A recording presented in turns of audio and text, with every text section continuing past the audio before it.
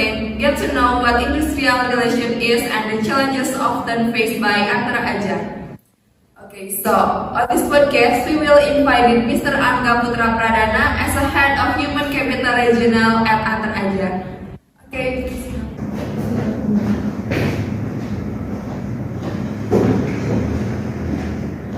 Well, Mr. Angga himself, before becoming an industrial relation officer, had become an HR generalist at a furniture company in Tangerang. After that, Mr. Angga started his work in the world of industrial relation. So, before we enter to the discussion, it is necessary to know what is industrial relation is, or in Indonesia we can say hubungan industri. So, industrial relations is a formal or informal relation that occurs between employers and workers. Right, Ada? Yes. As we all know, that the frequent occurrence of dispute within the company is something that really dispute the company's operational activities. Many things always trigger problems between employees and companies as well as vendors for this reason of mediation. Process is needed to be carried out in order to reduce disputes. This mediation process is then referred to as industrial relations.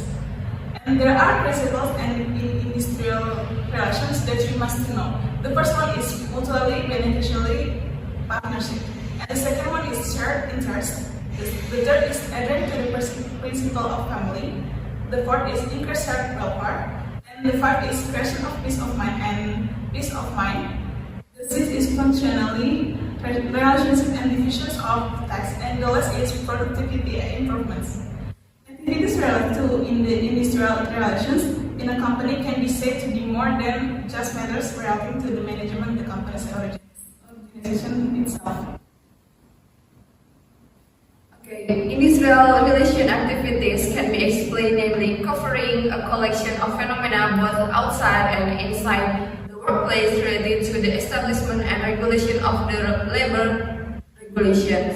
However, it is difficult to define precisely the term of industrial relation, which is universally accepted. Indeed, a statement of emergent which defines industrial relation as being associated with men working full-time, having a labor union, and manual laborers in the large factory units, which determine measure of control, strikes, and collective bargaining. However, in Indonesia, industrial relations is in fact related to all participants involved in a working relationship in a company without considering gender, membership in trade unions or labor unions, and type of work.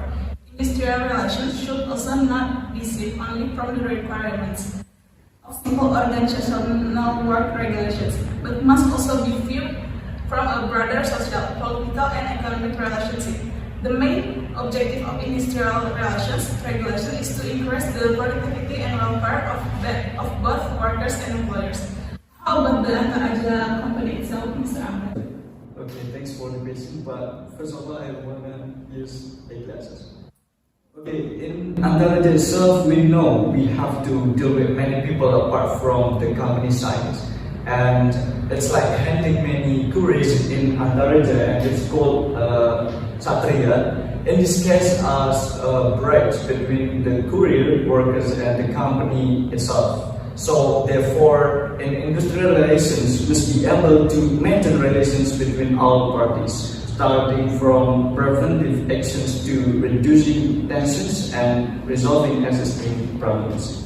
And compared to the previous experience at Anteraja, we are often faced with recruitment because in the logistic industry requires many partners whose job is to deliver package to the handle of customer. Okay, so what are the ups and downs being an industrial relations? Okay, in carrying out a job, of course, there will be ups and downs. Sad moments, emotions, or joy will definitely be experienced by everyone.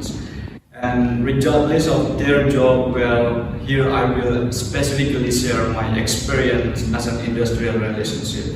For the grief of being in industrial relationship, The first is having to be on standby 24 hours to deal with worker problems. The second is that you have to be prepared if workers, unions, or people who are in conflict with the company come to you. The next thing is to be mentally prepared for threats and terror from any party.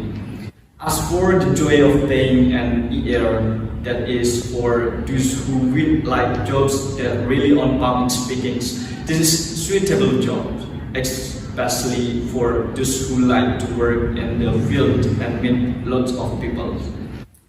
From there, we get unlimited network relations from individual to village security agencies. And how about the challenges that are often faced and how to solve them, sir? From the ups and downs above, there is an experience on of which is with a business vendor, which I got traded and things like that are normal for me, because as an ER I have to remain calm and not be afraid, because if it is true, then the company will also defend and protect according to the laws in force in Indonesia. In other cases, there are conflict with the community. They often ask for TSR programs in the form of monthly payments and so on. This is indeed an open secret. So the solution and ER is that I have to be able to approach the head of security or local elected figure who are tasked with security the surrounding area.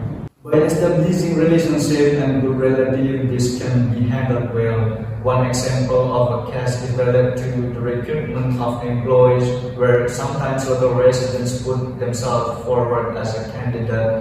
The way to approach it is to explain the recruit qualifications. If it is not suitable, residents can submit other candidates who meet the requirements.